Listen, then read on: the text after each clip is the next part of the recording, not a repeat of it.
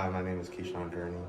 I'm PJ Reagans. I'm Ryan Callahan. Today we're talking about the Indian Ocean earthquake.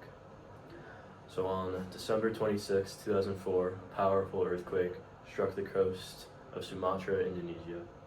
Deep beneath the ocean, two tectonic plates, the Indo-Australian plate and the Eurasian plate, have been slowly pushing against each other for years.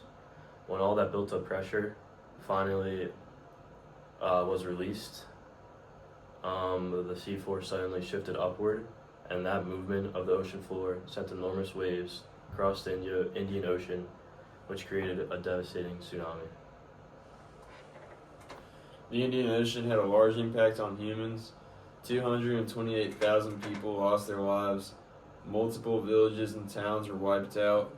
Businesses like fishing and agriculture were destroyed.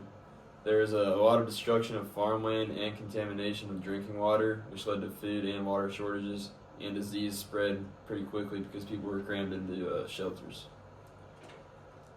A lot with the environment, it took a big impact, including with the hydrosphere, with just including from the earthquake itself, creating just a big tsunami, which took out not only land that was nearby in different countries, but as well just taking out coral reefs that were already in the ocean.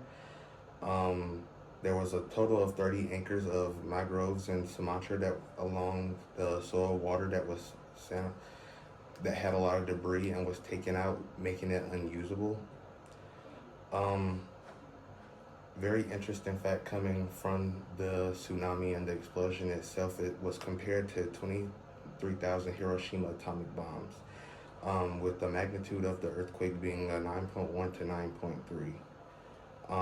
A big thing that they learned and took away from this huge natural disaster was just the fact of how unprepared they were during the time. So they took from that where not only for their land, as they learned what so many of the land that they used for making their crops was taken out, they decided that had to be a lot more plan that needed to go into, not only just to make sure that alerts get out quicker, but as well just that way everybody had a good decent plan for during the hazardous storm, and then to rebuild afterwards.